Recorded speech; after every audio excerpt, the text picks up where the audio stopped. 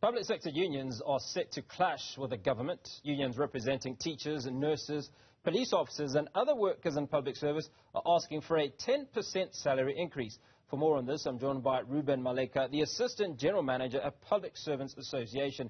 Reuben, very good evening. Thank you for speaking to us. A double-digit ask is what you are calling for. Talk to us about how you arrived at these numbers. Good evening and good evening to the viewers at home. Yeah, first of all, one can just agree with us to say that the inflation rate is at 6%. The projected inflation for this financial year in terms of the IMF and Moody's that it will be around 8.2%. So taking that and the petrol price increase and the fact that generally the price in terms of commodities is too high. So we have, in fact, very moderate, thinking that 10% is enough for public servants to continue to have the power to purchase the commodities in this current financial year. So therefore, 10% is our demand.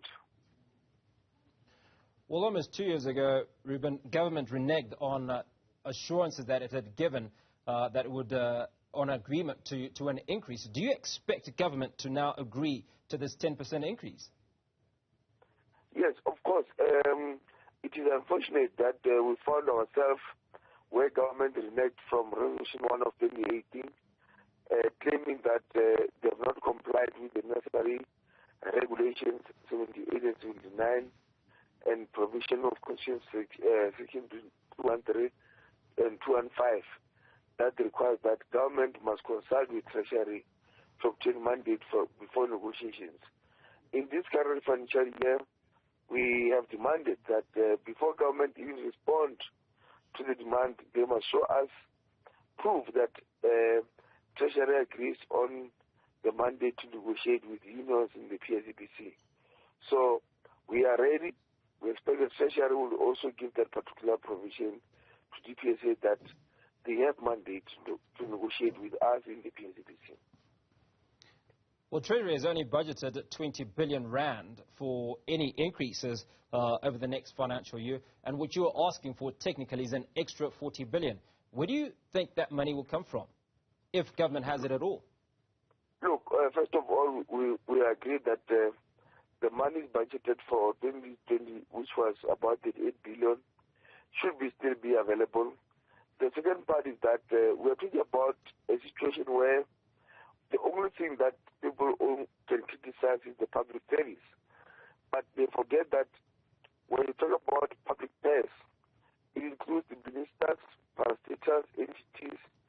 So therefore, combined with that, it cannot be always that the public service must bear the brand, parastatals continue with their life of requesting bailouts day and night without consequence. And we all know that in terms of process, like even you look at the Auditor General report, it shows that on annual basis, there is money that are lost to corruption and maladministration, which obviously if those monies combined, one can agree that the demands that we have made is too little for compared to the monies that are lost to fraud, corruption and maladministration. Agreeable, but shouldn't those gaps be stopped first before the increments? I mean, if we take a look at what government has had to pay for, which was unbudgeted, as you suggest that government should have the money, we've got COVID, which wasn't planned for, the unrest last year, which cost the government huge amounts of money, and only recently the KZN floods. And if Treasury comes back to you and says, we have no money because of those reasons, then what would your reaction be? Look, every disaster that happens in any country, we know that is managed in terms of other processes, including the insurance companies that obviously are benefiting in terms of any kind of insured, disaster of any kind of, especially an example being KZN.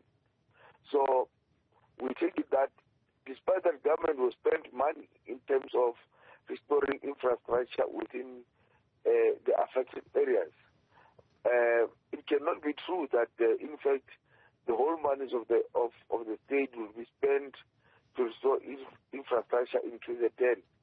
And we expect that public servants, who also are obviously the residents and people that are affected by what happened in KZN, has shown that public servants are not living in better conditions where housing could be accessible.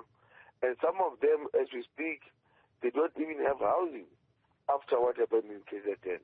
Therefore, our demands are legitimate to show that we need a better salary increase.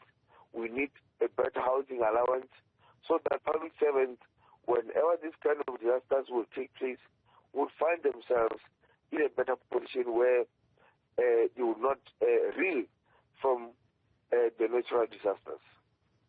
Now, 10% is probably the highest requested increase in the last few years. Can you talk to us about how you've come up with this figure? What are some of the elements that contribute to this 10%? Look, as I stated, the 10% is made up of the inflation rate, which is 6%. It's made up of factors that obviously are very obvious. The petrol price, diesel price is almost 25 rand. We're looking at the issue of, also food, which is commodities. Practically, we all know, and we have seen the price of cooking oil. So all those combined tells you that the purchase power of a public servant is eroded and needs to be restored.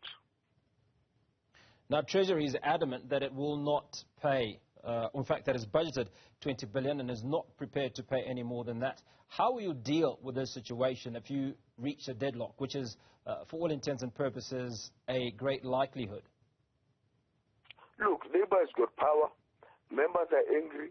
Members are coming from where they've been denied what they've expected to happen in 2020. So we will be consolidating Labour. Labour is united. Labour is a force that obviously we want to show our muscle also come this round of negotiations. And if we are not going to be listened, we'll exercise our right. And our right is to have a truce down. And when that happens, obviously, we are going to also exercise our powers in terms of Section 72(8) of the Labour Relations Act to make sure that those, even in the essential service, like nurses, police, and everybody, are also exercising their right to strike. So we are going to make sure that that happens. Reuben Maleka is the Assistant General Manager at Public Servants Association. We thank you for your time this evening.